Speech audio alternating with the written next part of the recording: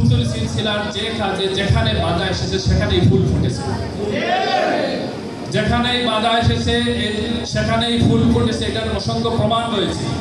এই জন্য নাম হলো ফুলতুলি। আপনারা জানেন মৌলভীবাজারের সুলতানপুর একটা জায়গায় ফেঞ্চুগঞ্জ দারুল কিরাতকে বাধা দেওয়া হয়েছিল। আজকে সেখানে কি হয়েছে?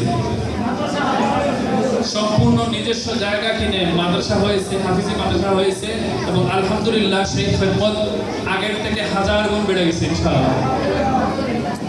সুতরাং আমাদের বুকের মধ্যে হিম্মত রাখতে হবে, মনোবল দৃঢ় রাখতে হবে যে বাতিলরা যতই বেশি হোক, আমরা যদি সংখ্যায় 10 জন হয়ে থাকি, আমরা যেন সাহস নিয়ে এই রাজপথে খাড়া থাকি। যারা রাসূল পাক সাল্লাল্লাহু আলাইহি ওয়াসাল্লামের ইশকের বিরুদ্ধে কথা বলবে, রাসূল পাক সাল্লাল্লাহু আলাইহি ওয়াসাল্লামের পরিবারের বিরুদ্ধে কথা বলবে, তাদের বিরুদ্ধে যেন আমাদের এই লড়াই কিয়ামত পর্যন্ত অব্যাহত থাকে।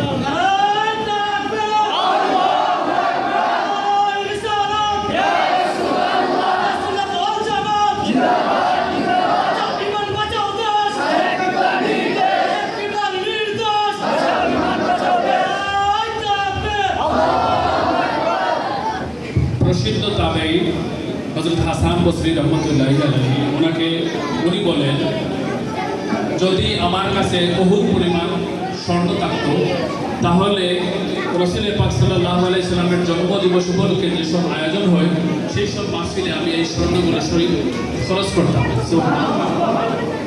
আমরা তো হাসান বসরির উত্তরসূরি। সুতরাং এই মাহফিল যারা শরীক হয়েছে, যারা সহযোগিতা করেছেন, আমাদের দৃঢ় বিশ্বাস এর প্রতিটা কামের ফোঁটা, প্রতিটা পরিশ্রমের ফোঁটার বিনিময়ে আল্লাহ পাক আপনাদের দান করবেন ইনশাআল্লাহ। আমরা সকলে বলি আমিন।